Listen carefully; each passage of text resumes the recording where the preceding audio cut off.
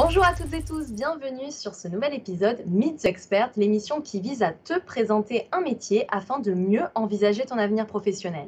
Aujourd'hui, j'ai le plaisir de recevoir David Kapelski, chef de produit bancarisation à la Caisse d'épargne des Hauts-de-France. Bonjour David. Bonjour Léa.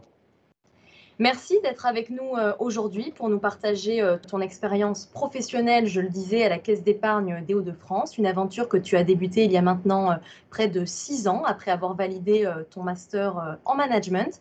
Tu as réalisé ta dernière année d'études supérieures en parallèle d'une alternance dans une autre structure, mais le contrat avec cet employeur était clair. Dès le départ, il était peu probable que tu aies une opportunité professionnelle à la clé, c'est-à-dire que du coup, à l'issue de ton master, tu as dû patienter et persévérer pendant de nombreux mois avant d'entamer un processus de recrutement à la Caisse d'épargne des Hauts-de-France, mais qui ce coup-ci a plutôt bien fonctionné. Oui, exactement. En fait, donc j'ai fait cette alternance, sachant le contrat était très clair de base. Je savais qu'à la fin de l'année, il n'y avait pas de poste à pourvoir. Mais j'ai quand même signé parce que l'émission me semblait intéressante et je ne l'ai pas regretté d'ailleurs. Mais à la fin de cette alternance, période de crise économique où la Grèce fait l'actualité. Le chômage est mentionné dans toutes les ouvertures de JT et journaux. Et c'était assez compliqué de la recherche d'emploi à ce moment-là. C'était très compliqué. Et j'ai mis à peu près 10 mois avant de trouver vraiment un job. Et donc, en fait, ça s'est passé. Ce qui a été le déclencheur pour moi, c'était surtout de m'être inscrit à l'APEC, qui est un organisme qui permet d'avoir un suivi et des apports surtout sur la partie réseau. Je trouvais que c'était absolument génial. Et c'est grâce à eux, notamment lors d'un salon organisé par l'APEC, que j'ai pu rencontrer des recruteurs de la Caisse d'épargne Hauts-de-France et que finalement la rencontre s'est faite et que tout s'est signé par la suite. Ouais, donc heureusement, tes efforts ont fini par payer, puisque aujourd'hui, tu as 30 ans et déjà de nombreuses responsabilités. Au départ, donc, tu as pris en charge le marché des particuliers, ensuite le marché des entreprises, ce qui est quand même peu courant à ton âge et si tôt en fait dans une carrière. Et qui est pourtant très formateur. Et la preuve aujourd'hui, donc tu occupes le poste que tu occupes actuellement, mais ça a nécessité d'abord voilà, de passer par différentes étapes. Est-ce que tu peux nous en dire plus? Oui, bien sûr. Donc, quand je suis entré à la Caisse d'épargne des Hauts-de-France, je suis sur le marché des particuliers en tant que tout de suite chef de produit, donc plus sur le crédit tout d'abord. Et j'ai vite basculé, c'était le temps d'un remplacement, j'ai basculé sur le marché des entreprises. Enfin, c'est même plus large que ça, c'est entreprises, associations, le secteur public, donc tout ce qui est mairie, etc., le logement social, la promotion immobilière, donc on va dire plein de professionnels différents où là, on n'a pas du tout les mêmes attentes que sur le marché des particuliers. C'est carrément un autre univers. C'est presque même une autre entreprise, tellement la façon de fonctionner est différente. Et de ce, ça a été très formateur parce que forcément, lorsqu'on est chef de produit, on est responsable d'une gamme de produits, d'une offre. Et donc, on ne s'adresse pas à une mairie comme on s'adresse à un particulier, et avec bien sûr des enjeux différents, des produits différents, des contraintes différentes. Et le fait d'avoir, donc j'ai passé à peu près 2 ans et demi sur ce marché entreprise, association et autres secteurs, avant de revenir sur le marché des particuliers. Et ce qui m'a permis aussi ensuite de faire pratiquer des synergies entre les marchés, puisque ça permettait de créer des rebonds, des ponts. Par exemple, quelqu'un qui est responsable d'une entreprise, il a aussi des besoins à titre particulier.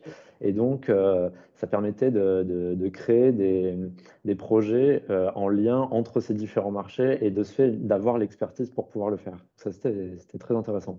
Donc aujourd'hui, maintenant, je suis revenu sur le marché des particuliers notamment sur ce qu'on appelle la bancarisation, donc plus vulgairement, c'est tout ce qui est lié au forfait et aux cartes bancaires, et mais notamment sur le marché des jeunes. Et alors justement, ces nouveaux projets dont tu parlais, pareil, est-ce que tu peux nous en dire un peu plus? À quoi ressemble ton quotidien concrètement? Quelles sont tes missions pour vraiment qu'on comprenne bien? Très bien. Alors, premièrement, enfin, moi, en tant que chef de produit, déjà, je dois être expert de mon produit. Je dois tout connaître par cœur. Puis, et si on me sollicite, c'est vraiment un niveau d'expertise de deuxième niveau, ce qu'on appelle, et je dois être capable de répondre à toute la technicité du produit, à tout son fonctionnement, le connaître vraiment sur le bout des doigts. Donc ça, c'est vraiment, on va dire, la première mission. La deuxième mission, c'est tout ce qui fait c'est tout ce qui fait le sel de ce métier. Euh, Tout d'abord, on va commencer par définir des objectifs, une stratégie pour développer un point en particulier. Et donc là, on va plutôt travailler avec un directeur de développement, plus les fonctions support vraiment en amont. On va, par exemple, dire on a un déficit, par exemple, sur le nombre de clients jeunes et ça peut nous porter préjudice à long terme. Donc, il faut réagir. Donc là, on a une problématique qui est posée. Nous, en tant qu'experts produits, on va essayer de creuser un petit peu les solutions, de voir ce que fait la concurrence. Donc, ça va passer par des veilles concurrentielles pour pouvoir proposer des solutions. Tout ça, ça va être étudié. On va essayer d'acter des projets. Au final, c'est comme ça que naissent les projets. Et ensuite, la mission, une fois qu'on a conçu toute ce qu'on appelle des plans d'action commerciale, derrière, eh bien, notre mission, c'est de les mettre en œuvre. Donc très concrètement, par exemple, si on a défini qu'on doit conquérir de nouveaux clients jeunes, par exemple, si telle est notre problématique, on va proposer une action commerciale, par exemple n'importe quoi, ça peut être définir une offre ou bien mettre un produit à l'honneur lors d'une campagne commerciale. Donc pour ça, on va travailler avec énormément de monde. Par exemple, si on veut monter une campagne de communication, on va se rapprocher de la communication pour acter des messages qu'on souhaite mettre en avant. Ensuite, lorsqu'on a notre message, on va le faire valider avec des comités juridiques et conformité, parce que c'est aussi important dans notre métier. Une fois que tout ça c'est validé, on va définir à qui on souhaite adresser ce message. Donc là, c'est la partie ciblage. Donc soit on va s'adresser directement aux jeunes, soit on va s'adresser aux parents parce que on juge que c'est plus pertinent. On va choisir les canaux de communication. Et ensuite, on va lancer notre campagne. On va suivre tout ça. Donc derrière, il y a beaucoup de données aussi qu'il faut s'accaparer, traiter pour pouvoir réagir, adapter les campagnes. Donc ça, on va dire, c'est toute la partie communication. Et ensuite, sur la partie offre, donc on a choisi le produit qu'on souhaite mettre en avant. Il faut que techniquement, il fonctionne. Donc on va travailler avec les ingénieurs techniques pour que, par exemple, je ne sais pas si je dis 50 euros offerts à l'ouverture d'un compte, et bien lorsqu'on ouvre un compte, il faut que les 50 euros arrivent sur le compte du client. Donc il y a toute une partie technique aussi à gérer. Et en fait, on est comme ça un coordinateur de tous ces interlocuteurs pour rendre possible l'action. Et moi, ce qui me plaît dans mon métier, en fait, c'est qu'on part du côté très abstrait d'une problématique, un enjeu de l'entreprise, où on va travailler avec les directeurs de développement, et puis on va arriver au client final, une action très concrète. Et moi, c'est ça qui me plaît, c'est d'être cette courroie, en fait, entre une politique très abstraite et quelque chose, une opération qui devient très concrète avec des résultats mesurables à la clé. Et comme tu me le disais, à la fin, en fait, finalement, d'accompagner ces jeunes qui après le sont moins dans toutes les étapes justement de leur vie. C'était la dimension aussi humaine dont tu me parlais dans ce travail. Oui, c'est ça, c'est que euh, lorsqu'on définit une politique, on essaye de faire prospérer au mieux notre gamme de produits, la vie de notre produit, mais il n'y a pas que ça. Il y a des notions de satisfaction client qui entrent en jeu, c'est très très important. Et donc, par exemple, aujourd'hui, on est plus dans une façon de penser où on va essayer d'accompagner tout un moment de vie en particulier. On ne va pas juste vendre un produit juste pour le vendre. La notion de satisfaction, c'est parce que elle va naître parce qu'on a accompagné un client, on a répondu à sa problématique et on allait au-delà de ce qu'il attendait pour créer de la satisfaction. Et au final, notre métier, c'est ça, c'est pas vendre pour faire du chiffre, c'est répondre à des besoins de nos clients. Et il ne faut pas prendre le problème à l'envers en disant j'ai un produit à vouloir mettre entre les mains de mon client. Et c'est ça qui est hyper important. Et justement, le projet le plus réussi selon toi ces dernières années, ça a été quoi alors, qui t'a particulièrement marqué? Alors, il y a 3 ans, la Caisse d'épargne de France a totalement revu sa politique jeune. Donc, ça aboutit à ce qu'on appelle aujourd'hui notre politique jeune s'appelle hashtag réinvente ta banque. On a totalement changé la façon dont on travaillait presque. C'est-à-dire que on a essayé déjà d'aller sur les plateformes sur lesquelles les jeunes sont présents, donc beaucoup plus sur les réseaux sociaux, style Instagram, etc., avec sur les plateformes. Euh, mais aussi de changer les messages. On voulait être beaucoup moins institutionnel et avoir un langage beaucoup plus compréhensible et plus clair pour les clients, avoir des offres plus pertinentes et, quand je disais, répondre à des moments de vie. Par exemple, on développe beaucoup l'extra-bancaire où aujourd'hui, lorsque l'on est jeune, la question de l'orientation, elle est très compliquée et on ne s'attend pas à une banque d'aller sur ce terrain-là. Nous, par exemple, on a en place un produit qui s'appelle FutureNest qui permet d'accompagner les jeunes sur du coaching en orientation. C'est quelque chose de hyper Professionnel. qualitatif. Et les personnes sont vraiment très contentes de pouvoir parler pendant 1 heure et demie de leurs ambitions, de leurs projets professionnels, de ce qu'elles souhaitent faire et d'avoir des réponses à leurs questions. Et ça, c'est apporté par la banque au moment où ils vont ouvrir un compte et on ne s'attend pas à ça, par exemple, de sa banque. Et accompagner un client dans tout ce moment de vie, un moment charnière en plus, le passage du lycée aux études supérieures, on est un petit peu perdu, et d'obtenir des réponses à ça, forcément, c'est quelque chose qui est tout nouveau pour nous. Et on est content parce que on a du répondant aussi côté client et de la satisfaction qui naît de ça. Donc tout ça, c'est des nouveaux enjeux en fait qui apparaissent. On n'est pas uniquement là pour tenir des comptes et puis vous faire l'état de votre solde à la fin du mois. C'est comment on peut accompagner nos clients dans leurs projets et pas que financièrement au final.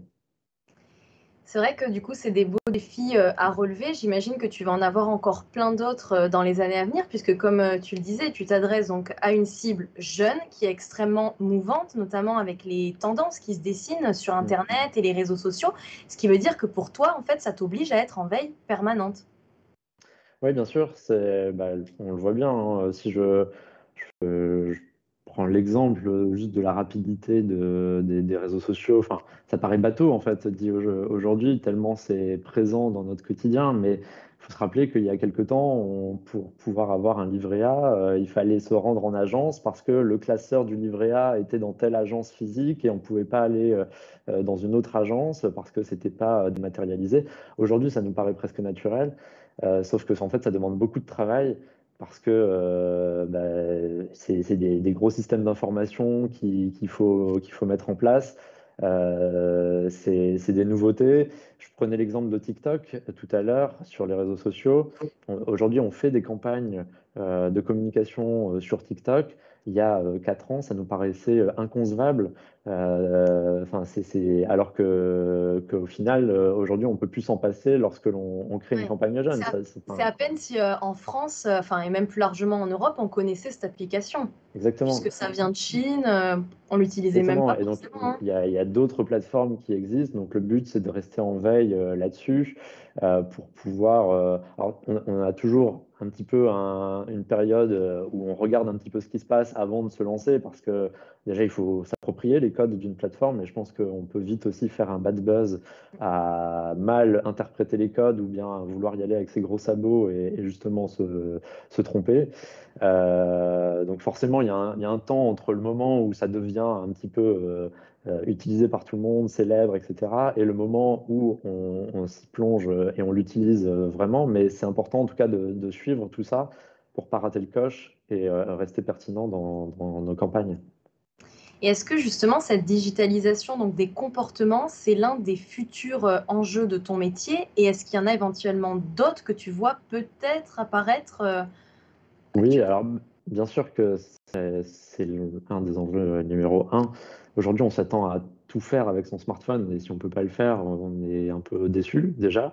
Euh, donc forcément, développer tout ce qui est enfin, le self-care, hein, tout simplement.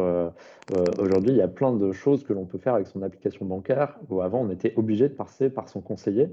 Et donc ça, on s'est développé, il y a énormément de moyens qui sont mis là-dedans pour pouvoir développer tout ça. Un des autres enjeux, en fait, c'est toujours pour atteindre cet objectif de satisfaction client qui nous est cher, c'est la notion de conseil, en fait, parce que ce qui va différencier, c'est un réseau de banques traditionnelles des néobanques où, pareil, tout est à travers 100% en ligne, les parfois. 100% en ligne, tout est sur appli, etc. C'est que derrière, on va avoir des notions de conseil parce qu'on a accès à un conseiller dans une agence. C'est un côté rassurant lorsqu'on a des étapes importantes, comme par exemple signer son premier crédit immobilier. Au final, on est content d'avoir quelqu'un en face de soi et pas seulement avoir une appli ou bien une plateforme téléphonique. Donc il y a ces notions de conseil toujours qui est au cœur de notre métier. Et c'est de trouver en fait le juste milieu de plateforme, ce qu'on appelle Figital, c'est le meilleur du digital et le meilleur de ce qu'on peut avoir de l'humain combiné pour nos clients en fait. Donc ça, c'est un enjeu bien sûr majeur, c'est comment je continue à développer mes services self-care, comment je continue la satisfaction à travers l'expertise du conseiller. Et puis, les contraintes de tout ça, en fait, c'est qu'on est dans un environnement ultra réglementaire et donc on ne peut pas faire n'importe quoi. Donc il y a ce qu'on aimerait faire et il y a ce qu'on peut faire. Et c'est ça qui est difficile, c'est que les notions de juridique et de conformité dans le milieu bancaire, elles régissent un petit peu aussi le marketing parce que les contraintes sont très fortes, notamment de toutes les lois qui sont signées pour protéger le consommateur, ce qui est très bien. C'est pas du tout une critique, mais c'est juste que comparé à d'autres secteurs, en banque, il faut vraiment tenir compte de ces contraintes pour pouvoir monter une campagne parce qu'on ne peut pas en faire abstraction. Alors, ces adaptations donc, au digital et la réglementation juridique là, dont tu viens de nous parler sont deux des difficultés que tu peux rencontrer parfois au quotidien. Est-ce qu'il y en a d'autres éventuellement, de difficultés comme ça dans ton métier que tu peux Oui, rencontrer? bien sûr. Après, c'est propre en fait à chaque campagne que l'on va mettre en place.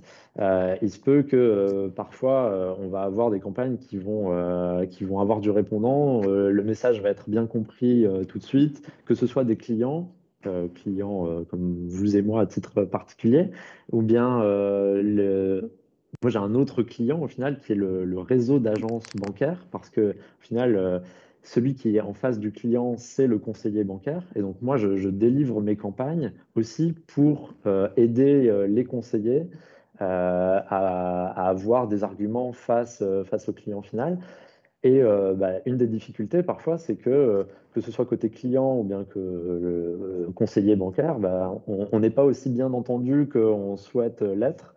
La campagne fonctionne moins bien, alors on apprend de nos erreurs, on comprend pourquoi. Alors parfois c'est parce que tout simplement le message n'est pas pertinent, l'offre n'est pas bonne, ou bien parfois il y a un détail technique qui fait que ça ne fonctionne pas comme on le voudrait, et du coup la contrainte elle devient trop présente pour que ce soit simple à mettre en place.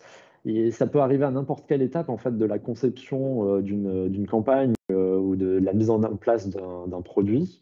Et donc là, il faut essayer d'apprendre de nos erreurs pour l'éviter sur la prochaine campagne. Mais comme on essaye de se renouveler à chaque fois, eh bien, il faut essayer de balayer un petit peu tout ce spectre avant de lancer une opération pour être le plus carré possible et la mettre dans les meilleures conditions. Et du coup, pareil, un peu même question que tout à l'heure, mais est-ce qu'il y a une déception que tu as essuyée qui t'a particulièrement marqué? À l'inverse du succès dont on parlait tout à l'heure. Oui, tout à l'heure, forcément, le lancement de la politique jeune, ça a été, ça a vraiment, ça fait 3 ans maintenant qu'elle est lancée et on a des résultats assez incroyables.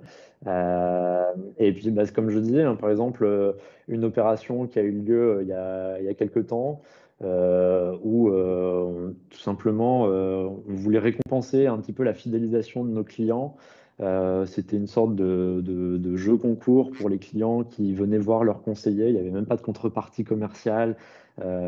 C'était, ça n'a pas du tout pris. On a essayé de communiquer massivement. Ça n'a pas fonctionné. En fait, ce qui s'est passé, c'est que notre réseau commercial était accaparé par d'autres sujets. Les clients n'arrivaient pas à avoir connaissance de l'offre. Et lorsqu'on a fait le bilan de l'action, au final, quand on a vu les moyens qu'on a mis en place pour monter une opération et puis le peu de participants que l'on a eu, forcément, c'est une déception. Mais je ne doute pas que le format va être réinterprété pour une meilleure visibilité. Mieux adapté, ouais. Et alors, je sais que donc tu es très animé par ce que tu fais, que actuellement ton métier te plaît beaucoup, mais est-ce que tu te projettes éventuellement dans une autre étape professionnelle dans les mois ou années à venir Alors, pour l'instant, moi, le marketing me plaît en tout cas, donc moi, je souhaite poursuivre dans ma voie et dans mon métier actuellement.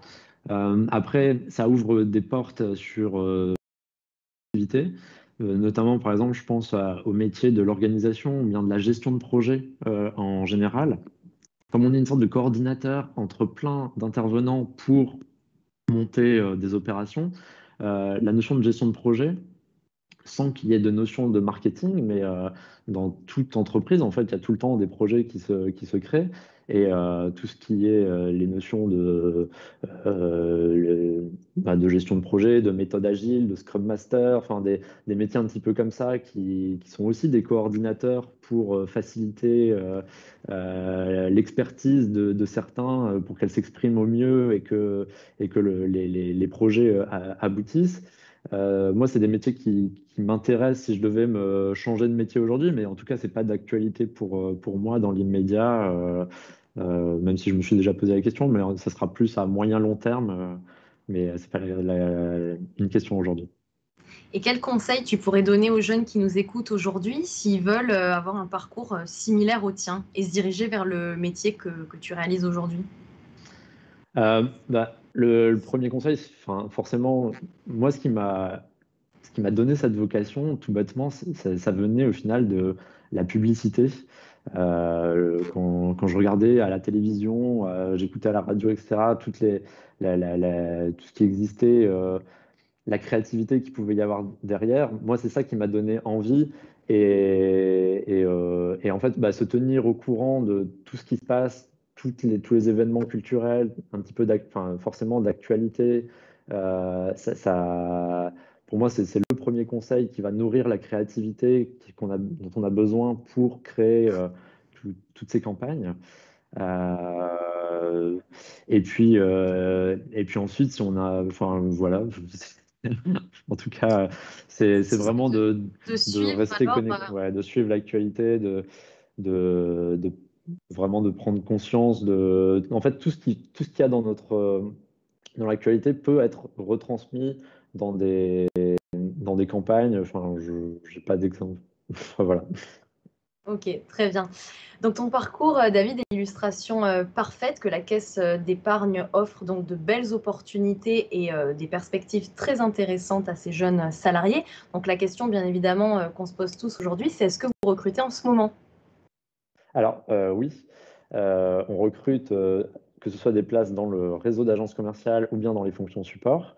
Et même dans mon équipe actuellement, en tant que chef de produit, il y a des postes à pourvoir. Et on est en plus en période de recrutement des alternants. Il faut savoir que la Caisse d'épargne de France recrute énormément d'alternants chaque année. Et la campagne bat son plein actuellement, donc n'hésitez pas à postuler. Bon, bah, c'est très bon à savoir. Je suis certaine que ça ne va pas tomber dans les oreilles de sourds.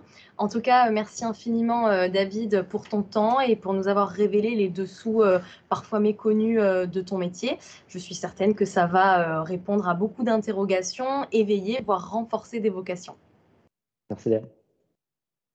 Quant à vous, je vous donne rendez-vous bientôt dans un épisode Meet Expert.